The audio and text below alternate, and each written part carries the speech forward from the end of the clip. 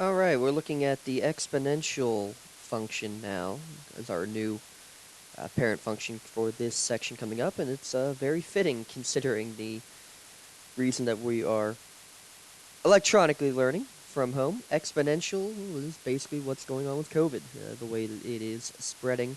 Exponential is part of the transcendental family. That just means that you're not just simply having x as the base and raising it to a power. Instead, x is the exponent, therefore the exponential. We're going to be looking at a lot of different kinds. 2 to the x is going to be the basic one we look like. You could have, like 1/2 to the x power, 100 to the x power, e to the x power. That's a fun one that actually e is a number that's even more important than pi. We'll talk about that here coming up. But what we're going to do, fill out our table like we always do. We're going to go from -3 to +3, basically like we have been doing. And we're using this 2 to the x power. So let's start really easy with some of the numbers at the bottom. 2 to the third power, when you plug in 3, would give you 8. 2 to the second power is 4. 2 to the first power is 2. 2 to the 0th power, anything to the 0th power, you should know, should always be 1. Now when you get to the negative exponents, 2 to the negative first power, well, the negative exponent flips a fraction, so you would do 2 to the first power, but flip it to give you 1/2.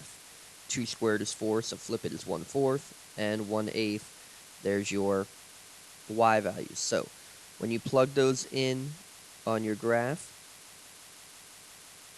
I'm going to be trying to do this with a mouse, so bear with me a little bit.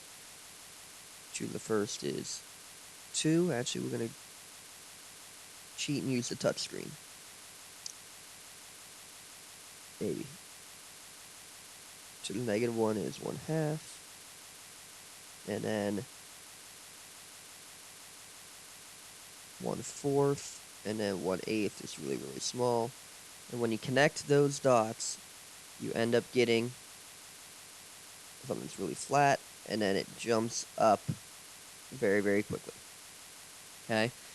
And that's basically what we have. You have something that is barely existent, but as it goes over time, the bigger the number is to begin with, the faster it will go up. So the more people that are infected, for example, with coronavirus, the more people they can go and spread it to. That's an exponential. Basically, however big it is already, that's how fast it's going to continue onward.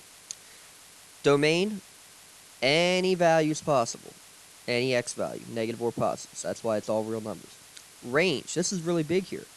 Range, you never hit a negative value. It always begins with a positive. Just like you couldn't have a negative number of people who are infected. So range is only from 0 to infinity. And here's the other thing too. You can't ever hit 0. You're going to get really, really close. If you kept going, -4 would be 1/16. -5 when you plug in would be 1/32. You're never going to get to 0. Your intercepts, the x-intercept, well, we never hit the x-axis, we said. We never get to 0, so there is none. The y-intercept, where you begin, this is kind of cool, we're no longer beginning at the origin, you're beginning right here at 0, 1. So it's like all time, it always begins with one person being hit. Believe it or not, we're going to start talking about our favorite people in class. We're going to talk about the vertical and horizontal asymptotes, which I guess means we need to define it. An asymptote, do it over here. An asymptote is a line that a graph approaches but never hits. That's a very vague, basic definition, but it'll work. It's a line that the graph approaches but never hits. So, for example, if you look at this, we approach the x-axis, but we never, ever will reach it. We are really close, but we're never going to touch it. That is an example of a horizontal asymptote. It is horizontal because it's flat, and we approach that line. That's a value of y equals 0. A vertical asymptote, which we would signify with a vertical dashed line if we had one, would be exactly that, a vertical line that you come close to but never touch. we do not have a vertical asymptote in this case because you're always going to keep expanding outward as you go up as well. Even or odd function, it's going to be neither. Is it 1-to-1? Yes, these will always be 1-to-1 functions. Transcendental, exponential, and log, when we do that, will always be exponential. Special point, we're no longer starting at the origin. We're going to start at 0, 1. That's really, really big right there. As for some special properties that we may want to put in here, definitely want to say that when you go to a power, you will never equal a negative. Never going to equal a negative number, ever. The other one that's really big, I'll put this actually up here, make sure we can see it, is that we deal a lot with a value called e. It is the naturally occurring exponential. We do that with e to the x a lot of times. It's not like pi. It's a number that never repeats. In my mind, it's actually more important than pi. We do 3.14 all the time. E 2.71, it goes on forever and ever, just like pi does. But e to the x, e equals 2.71. It is just the naturally occurring number in terms of exponentials. Okay, so that about will wrap up your blue sheet. Now watch how easy it is to graph these things. We're going to be very, very vague in all this. So the first one we're going to do is e to the x. The base, for the most part, is not going to matter, which is kind of nice. We're going to go with our starting point. It's no longer the origin. Our starting point is 0, 1. We're going to plot that, and we're always going to plot our horizontal asymptote. Our horizontal asymptote, in this case, right here. And then the way the graph works, it starts flat, and it goes up. That's it. That's all I care about. You don't need to do anything more specific than that right there. Keeps it very easy. Now, the one thing they could do is they could give you something like this.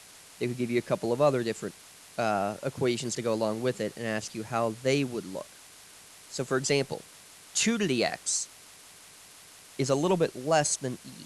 2 is obviously 2, e is 2.71.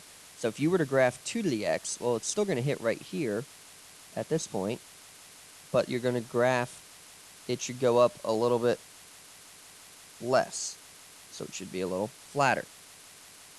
5 to the x, I'll try to draw that here in pink, is bigger. So it should, again, start right there, but it's going to increase a bit quicker once you pass there. 10 to the x, which will go in orange, starts at the same spot, will go even quicker. What if I had 1/2 to the x? 1/2 to the x power, we'll look at this actually a little bit later on, but 1/2 should be going even less than that. In fact, 1/2 isn't that the same as almost a negative power? So that will be a negative on the inside. We'll talk about that. It'll look like that. This next one, 1 to the x power. Well, haven't shifted anything. So your asymptote is still the same. Now, 1 to the x, though, if you take 1 to any power, you're always going to get 1.